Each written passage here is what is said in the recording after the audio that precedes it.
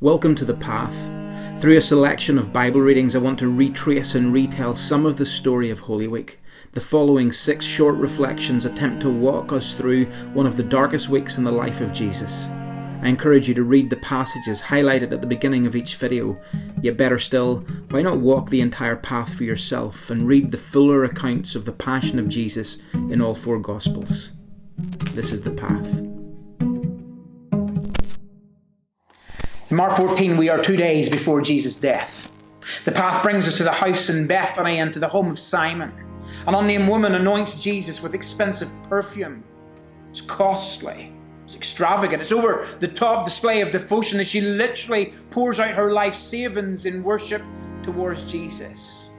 It causes a bit of a fuss. It's a controversial moment as this lady breaks all cultural protocols. The disciples are angry. But Jesus says, she has done what she could and has anointed my body for burial ahead of time. I'll tell you the truth. Wherever the good news is preached throughout the world, this woman's deed will be remembered and discussed. It's a beautiful opening to the chapter. Can you smell that sweet aroma as it permeates the room? But as we come to Mark 14, verse 10, our scene becomes very ugly and the stench of evil begins to fill our nostrils. When I step into the darkest alleyways of dirty dealings and watch our story take a sinister twist, while the chief priests and the scribes plotted in verses 1 and 2 about how to capture Jesus by stealth, little did they know that assistants would come knocking on their door. But what twisted little individual would agree to such a plot? Well, let your eyes fall on Mark 14:10. Then Judas Iscariot, one of the 12 disciples, went to the leading priests to arrange to betray Jesus to them. His aiding in the plot was met with delight. They now have an inside man who can locate Jesus quickly and quietly. They didn't have to wait until after the busy Passover festival anymore. Can you see the handshake? Can you see the evil smirk? A dirty little secret rewarded with 30 pieces of silver that clink into the greedy hands of Judas. We now jump to John 13. We begin with a meal. We're not exactly sure what type of meal it was, but it's probably supposed to point us to the Jewish Seder meal or the Passover meal. The Passover meal was a huge festival. Every year for 1,500 years, God's people had met in the capital city, Jerusalem. And they met to celebrate their deliverance from slavery all the way back in Egypt. People traveled from near and far. The population of that city was about 30,000 people normally. But during a Passover, you could have anything from 150 to 200,000 people jam-packed into that city. So there's lots of people, and there's lots of noise, and there's lots of excitement, and there's lots of energy. Our scene now changes as we cut to Jesus and his disciples. They're about to share a meal, the Last Supper together. Can you picture the scene? We just walked up the stairs into a small upper room. There's a large rectangular table, it's low to the ground.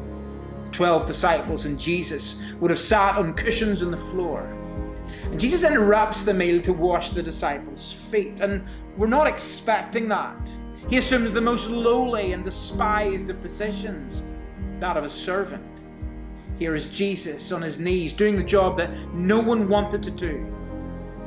Jesus unties the dirty, grimy, disgusting straps of the disciples' sandals and takes their filthy feet and washes away the dirt. And I guess you can only do that if you love the person. And I guess love costs. Like, the lesson has to be that, right? But what if the person is hard to love?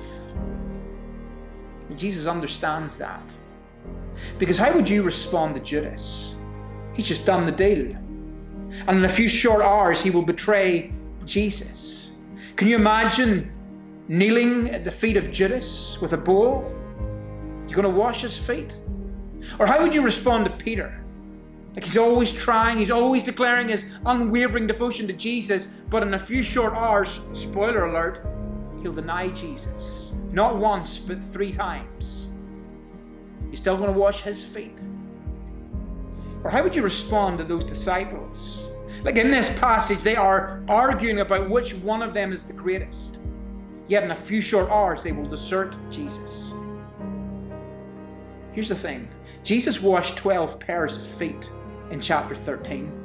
Jesus washed his feet knowing that they would betray, deny, and scatter. How can you do that?